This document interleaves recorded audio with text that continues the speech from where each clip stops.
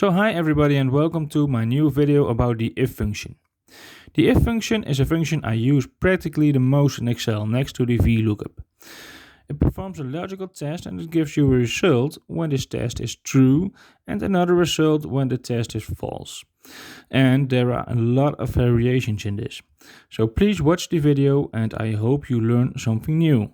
So the first thing I want to show you is to check for an exact value in a cell with one result with an if function. So I can type here is if, and my logical test is to check if there's an 8 in the cell B10. So if B10 is 8, my result will be for example, a 4.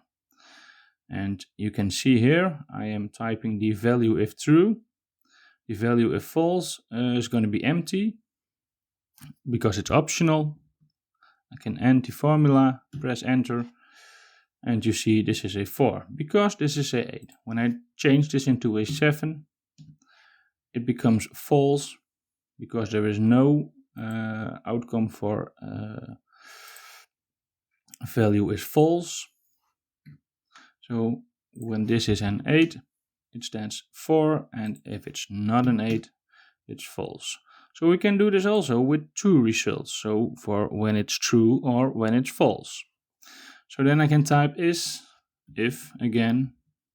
My logical test will be again if this cell is an 8 and a semicolon for the value if true argument. Again, when this is true, I get a 4.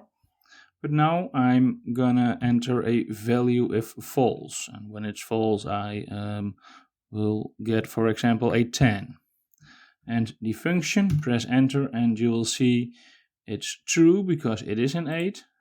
We're checking if B12 is an 8, it is. So the value if true is 4, so it stands 4 here. When I change this and it's not an 8 anymore, it gives, instead of false in the before function, it says 10 because that is the value for false. Now I can also show you to check for an exact value in a cell with a number result and a text result. We can also add text results in an if function.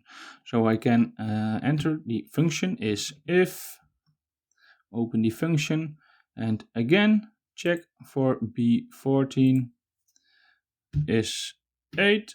So I'm checking if there's an 8 in B14. My value is true. Is an 8. And else, if it's false, I will get the text not an 8.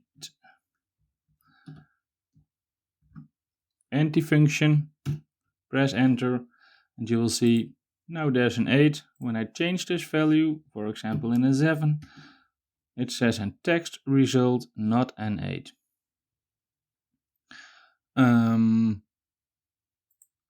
Like you can see, text is always between these signs because it's a text. Excel can recognize a text this way.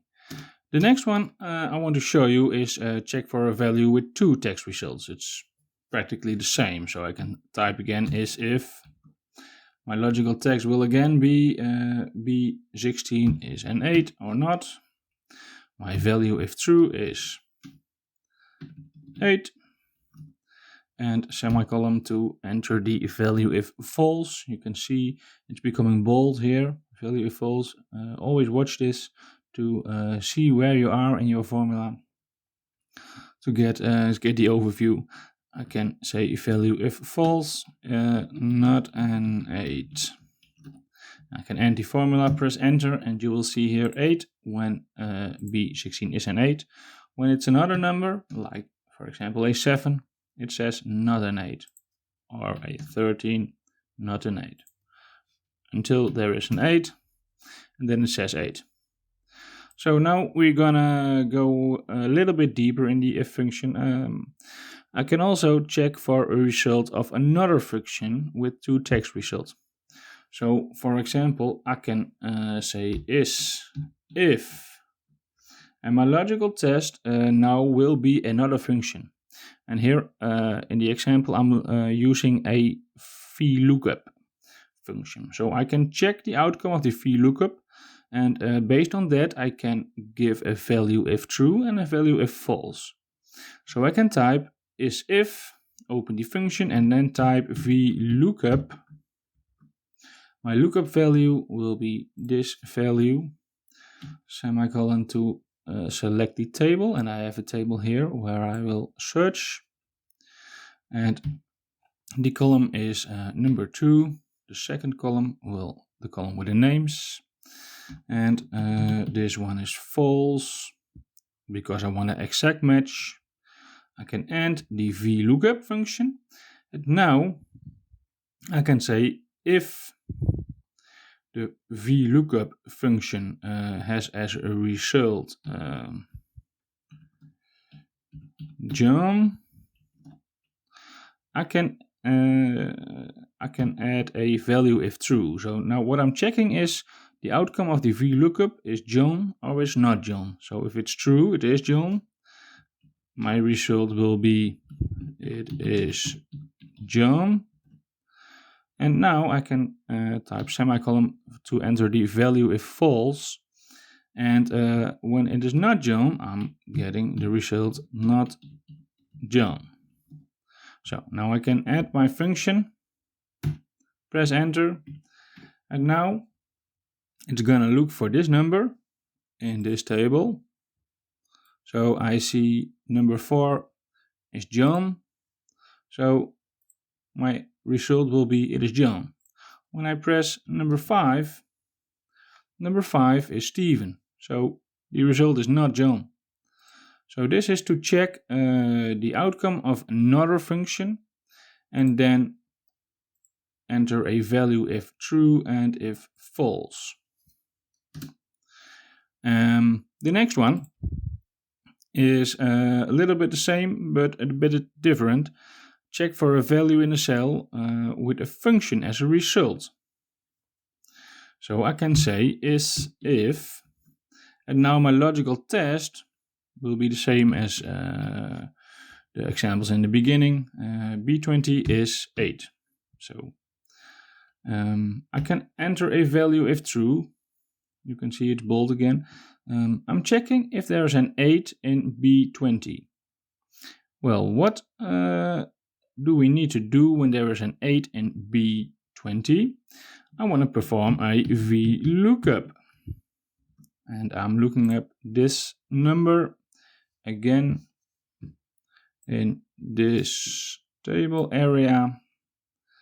And again the second column, and I want an exact match. So this is my value if true, and I can type now a semicolon to the enter the value if false, and the value if false will be a text with not a function, and I can close the function. So now you see the VLOOKUP is performed because there is an 8 in cell B20. The logical test B20 is 8 is true, so Excel is performing the value if true, and the value if true is a VLOOKUP. So it will give the result of the VLOOKUP.